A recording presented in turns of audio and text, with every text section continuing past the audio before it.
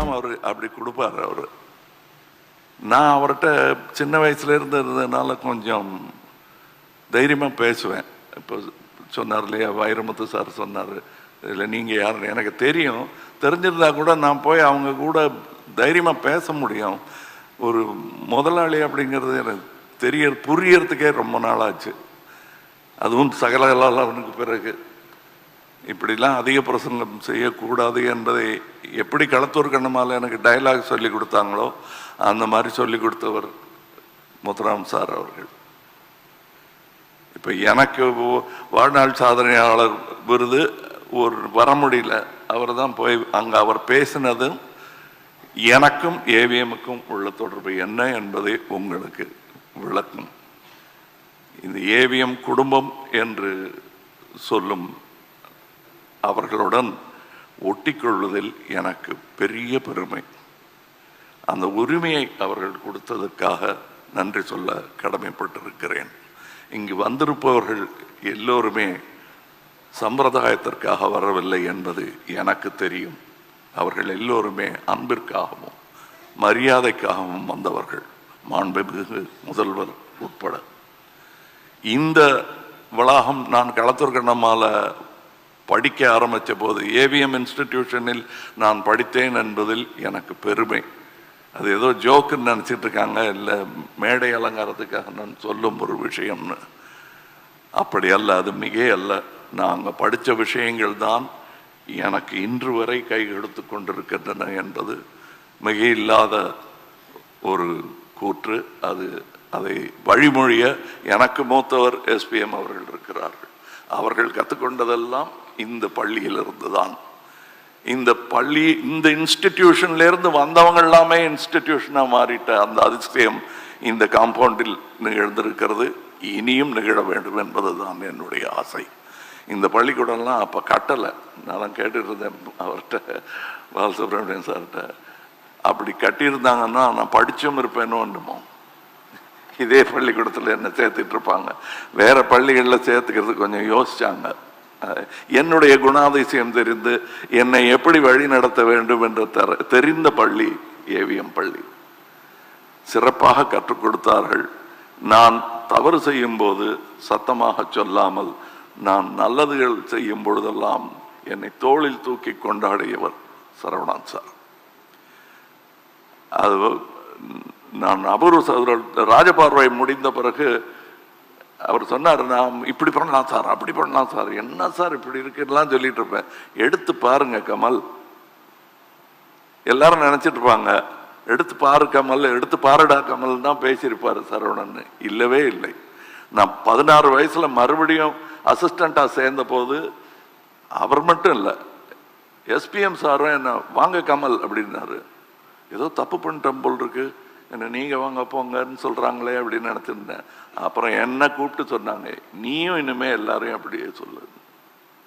நான் இன்னி வரலாம் அப்படிதான் இருக்கேன் சார். அந்த பாடத்திற்கும் நான் ஏவிஎம்மிற்கு நன்றி சொல்ல வேண்டும்.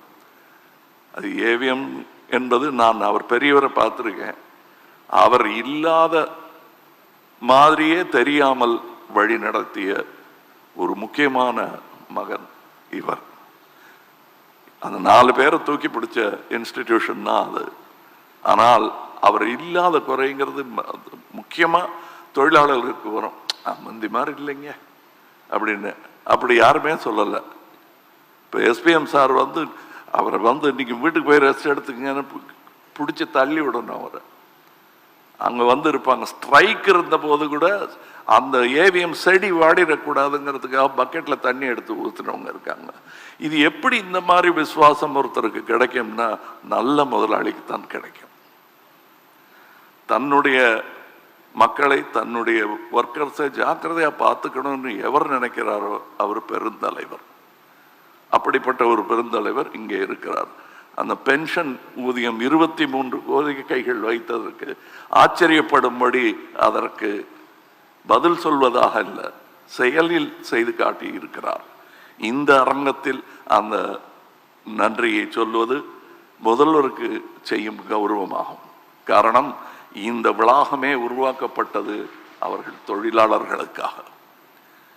அதனால தான் சொன்னேன், நான் கொஞ்சம் அது நான் படிக்கிற காலத்தில் இதை கட்டியிருந்தா படிச்சிருப்பேங்கிற அளவுக்கு எனக்கே இருக்குன்னா அங்கே இருக்கிற தொழிலாளர்களுக்கு எவ்வளோ பெருமையாக இருக்கும். இந்த பெருமையெல்லாம் அவங்க பெருசாக வெளியே சொல்லிக்கிட்டது கூட கிடையாது. இந்த மேடையில் சொல்லும்போது தான் தெரியும்.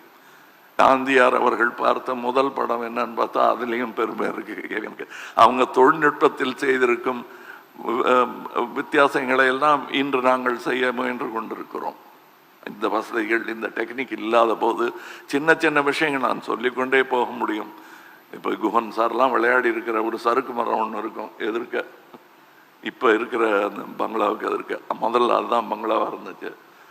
அதில் எப்படியாவது போய் விளையாடணுன்னு முத்துராம சார் அங்கெல்லாம் போகக்கூடாது, நீங்கள் வான்னு கூப்பிட்டு வருவார்.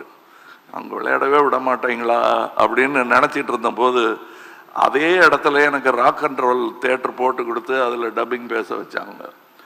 அந்த கருவி தான் நான் விளையாடுவதற்கு சரியான கருவி என்று என்னை ஒரு பிள்ளையாகவே சொன்னார்கள். அதனால்தான் பேர் செல்லும் பிள்ளை என்று அவர்கள் படத்திற்கும் பெயர் வைத்தார்கள். இங்கே முதல்வர் ஐயா அவர்கள் பேசவிருக்கிறார்கள். அவருக்கும் நிறைய கதை இருக்கிறது. இந்த சரவணன் சாருடைய 65 வருடத்தில் அத்தனை வருடத்திலும் எனக்கு தொடர்பு இருந்திருக்கிறது என்பதில் எனக்கு பெருமை. காரணம், அவர் கையை பிடிச்சிக்கிட்டு நடந்து வந்த பிள்ளை இன்று இந்த மேடையில் அவருக்காக நினைவை ஒன்றை உங்கள் முன்வைக்கிறது. அவ்வளவுதான். வைரமுத்து அவர்கள் சொன்னது போது பெருசாக கண்ணீர் வடிக்க வேண்டிய அவசியம் இல்லை. ஏன்னா அவர் செய்த நல்லவைகள் எல்லோர் மனதிலும் ஒரு புன்னகையை வரவழைக்கும். அதற்கு நன்றி சொல்வோம். அவர் என்றும் நம்முள் திகழ்ந்து கொண்டிருப்பார். என்னை பொறுத்தவரை என்னுள் நிகழ்ந்து கொண்டிருப்பார். அவர் இருக்கிற மாதிரியே பேசிட்டு இருக்கிற மாதிரியே எனக்கு தோணும். ஏன்னா அப்படிப்பட்ட நல்ல அட்வைசஸ் சில சமயம் கேட்டிருக்கேன், சில சமயம் கேட்காம இருந்திருக்கேன். கேட்ட போதெல்லாம் கிடைத்த பலனுக்கான நன்றியை இந்த மேடையில் சொல்வதுதான் சரியாக இருக்கும். நன்றி ஐயா.